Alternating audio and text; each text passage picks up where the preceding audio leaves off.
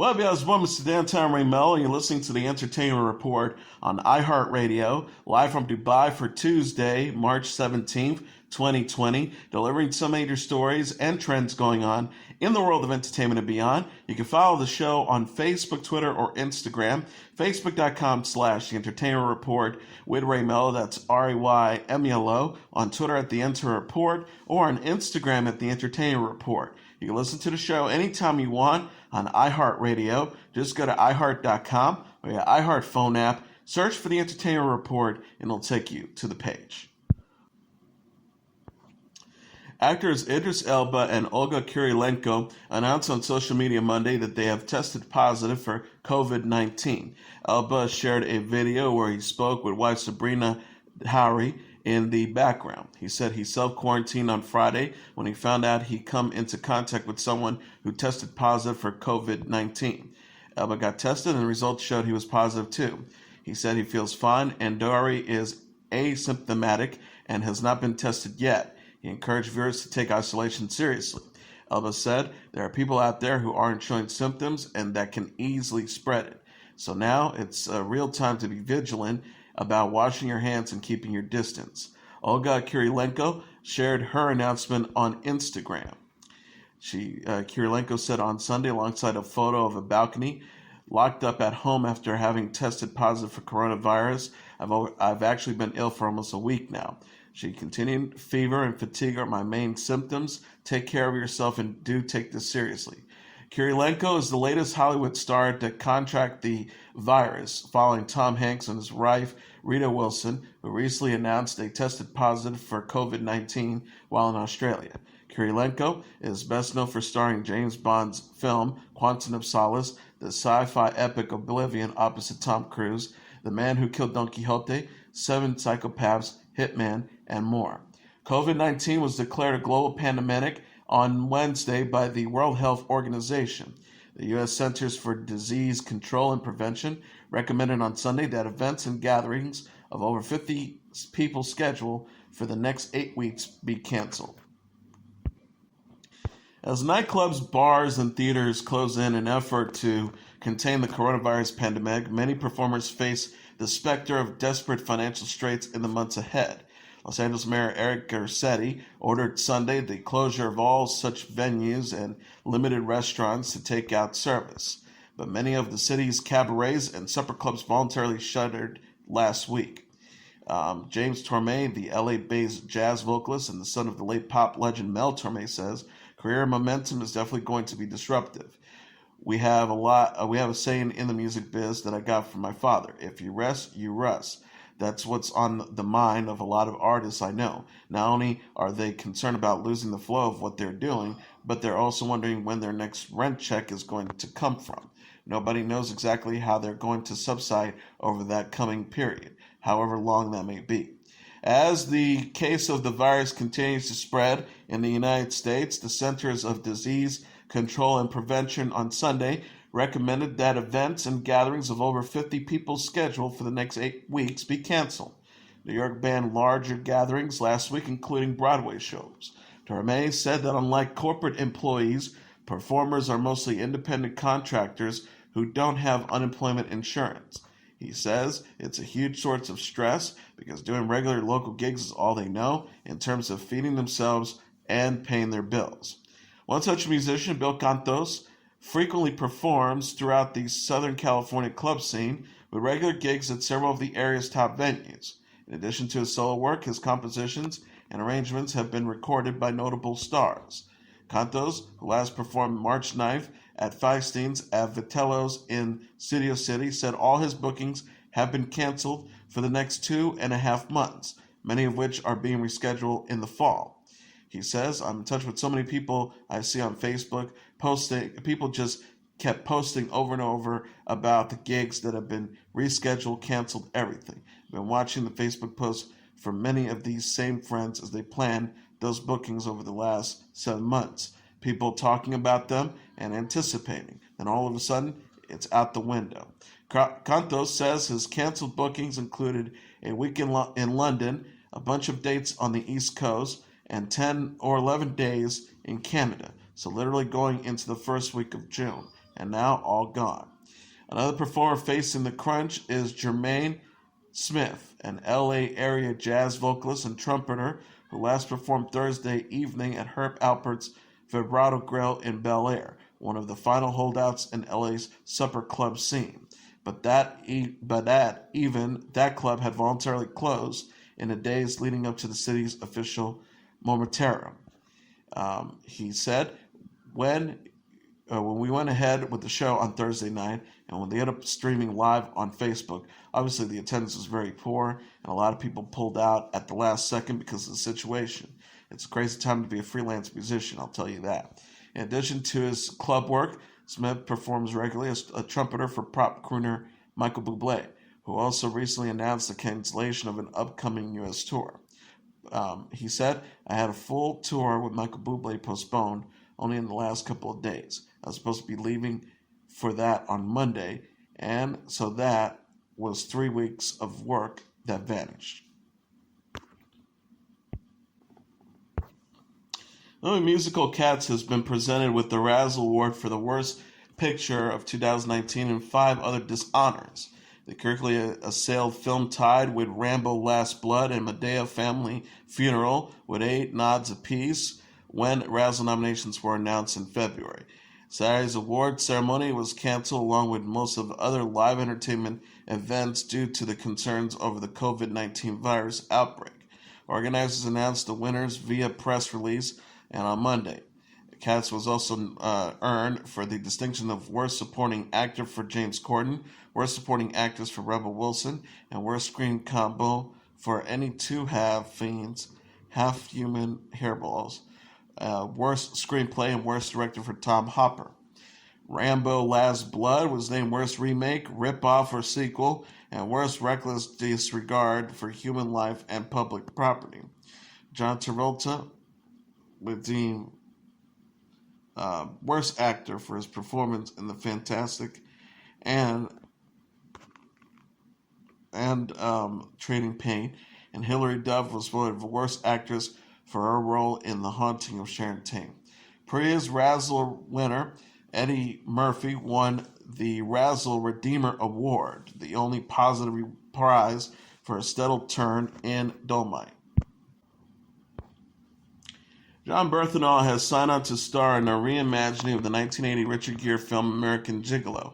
Showtime has ordered a pilot episode for a possible series written and directed by David Hollander, whose credits included the cable network's recently canceled show Ray Donovan. Jerry Bruckheimer, who produced the original film, and Bernthal are the producers of the project. Gary Levine, the president of entertainment at Showtime Network Inc., she said in a statement,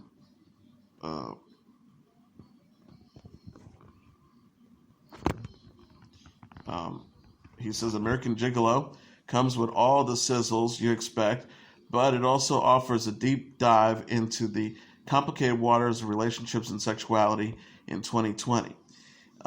He also added, we assemble an A-team to adapt this iconic movie into a Showtime series with the talent and magnetism of Jon Bernthal, the exquisite filmmaking and showrunning of David, the legendary Jerry Bruckheimer, and new studio, sister studio, Paramount. Bernthal's resumes also include Ford vs. Ferrari, The Many Saints of New York, Widows, Baby Driver, Wind River, and Go.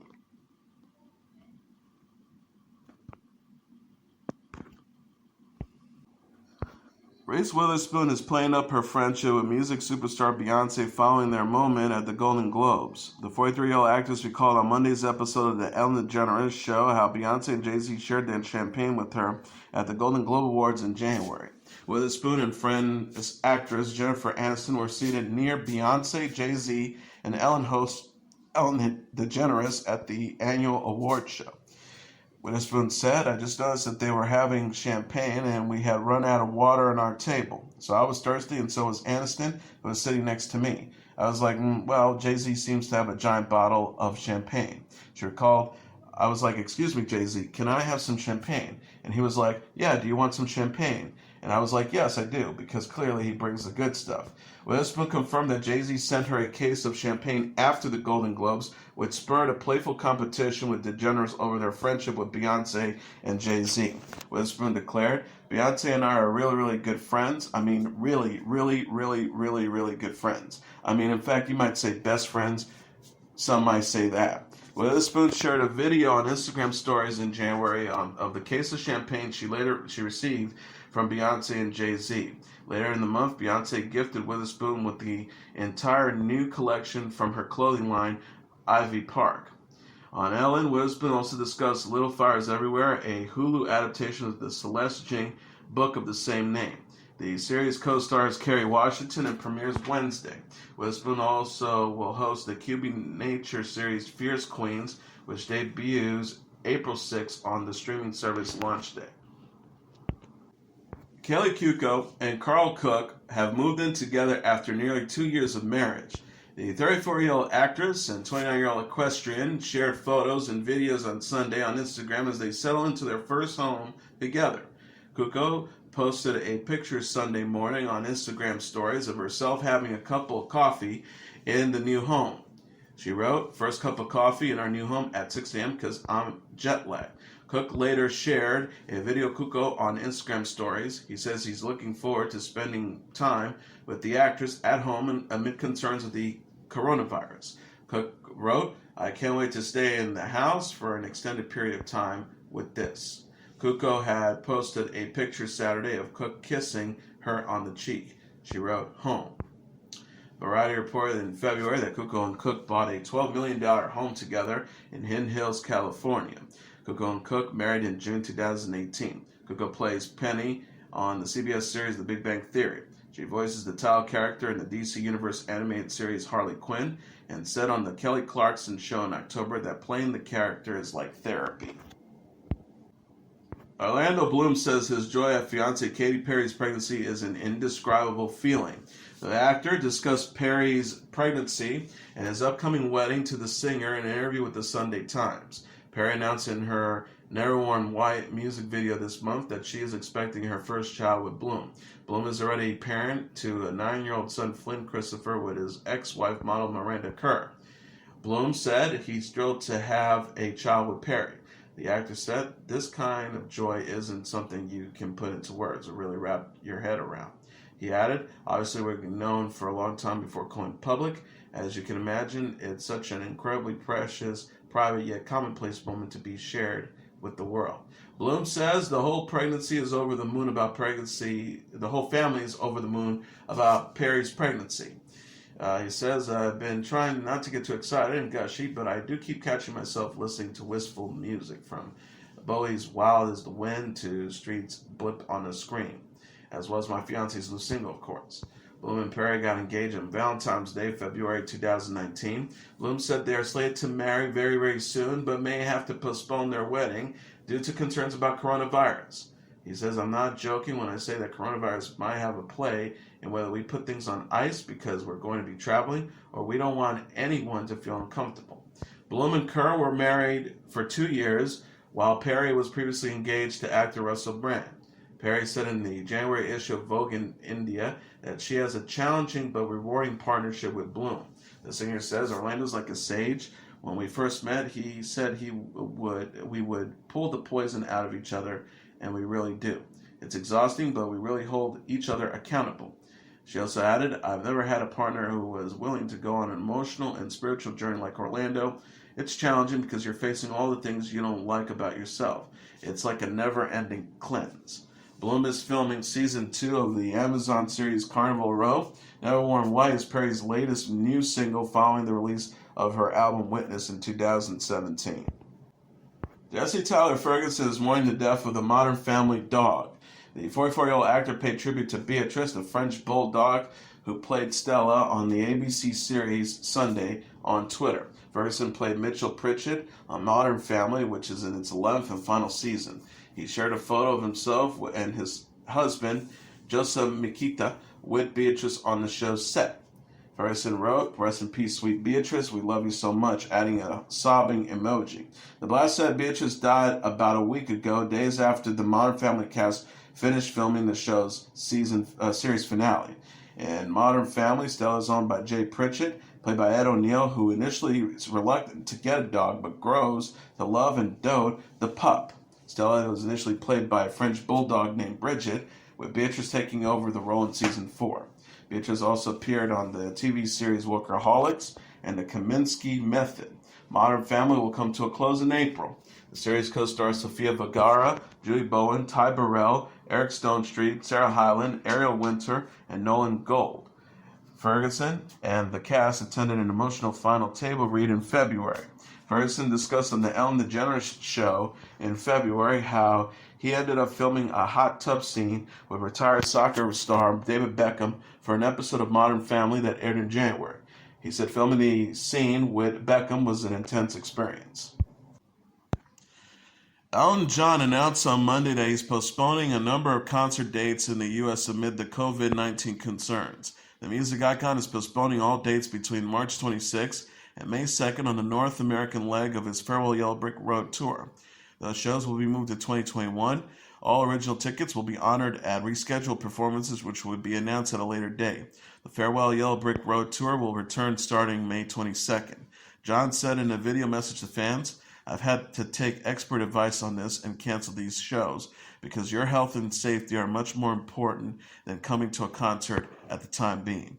iHeartRadio announced on Monday it's postponing the 2020 iHeartRadio Music Festival and Awards show, which was set to take place at the Shrine Auditorium in Los Angeles on May 29th. iHeartRadio plans to rescheduling the event, which will still be aired on Fox. Refunds will be given to the ticketed guests. Charlotte Church is going to be a mom of 3. The 34-year-old singer-songwriter is expecting a child with her husband, Jonathan Powell. Church confirmed her pregnancy Sunday on Twitter while responding to a person who posted about the Valley Aid benefit concert for flood victims in Wales. Church was to perform at the concert Saturday but pulled out due to concerns about coronavirus. Church wrote, "Gutted to have missed it. I'm preggers, so I'm erring on the side of caution in terms of virus. It looks like it was a great success." Church and Powell married in October 2017. Church already has 2 children, daughter Ruby, 12, and son Dexter, 11, with her ex-fiancé Gavin Henson. Church previously had a miscarriage in June 2017, just weeks after announcing she's expecting with Powell. Church's team said at the time, "Charlotte and Johnny are very sad to announce that they have lost their baby. Now it's a time for grieving and being together as a family." Church released her debut solo album, Voice of an Angel, in 1990. She is known for such hit singles as the opera song Crazy Chick and Call My Name, and last released the EP 4 in 2014.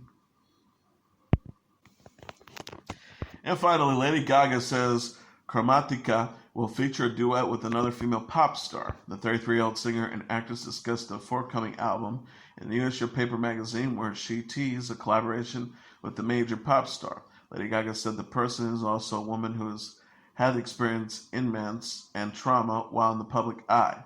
The pair recorded a dance track about submitting oneself to devastation that Lady Gaga describes as a celebration of all the tears. Lady Gaga says, "I sat with her and we talked about our lives." It's 2 women just having a conversation about how to keep it going and how to be grateful for what you do. Lady Gaga has been open about the rape she experienced as a teenager and more in recent struggles, including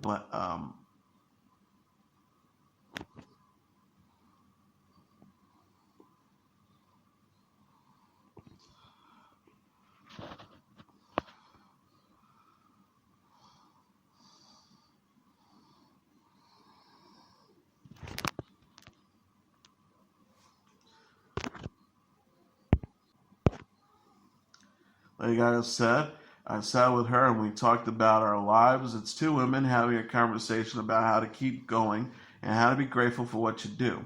Lady Gaga has been open about the rape she experienced as a teenager and more recent struggles, including her battle with fibromyalgia. She says Chromatica is about existing in a space where one can celebrate through pain. Lady Gaga says it's smacked around the face throughout the album. We don't want to stop being that happy. You will hear the pain in my heart and in some of the lyrics, but in an awesome way.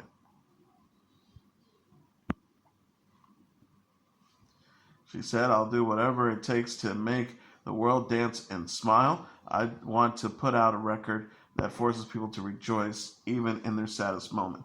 Lady Gaga says she has her desire to celebrate doesn't mean she no longer has struggles. The singer said, I'm not standing over here with the flag going, I'm all healed, everything is perfect. It's not. It's a fight all the time. Still work on my country, on myself, constantly. I have bad days, I have good days.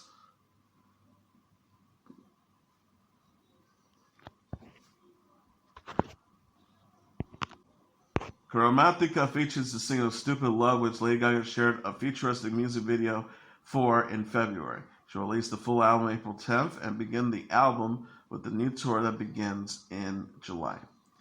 And as your entertainment report for Monday, March 17th, 2020, I'm your host with Downtown Melo.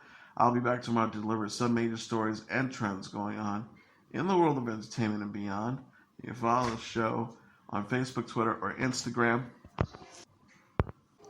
Facebook.com/The Entertainment Report with Ray Melo. That's RAYMELO.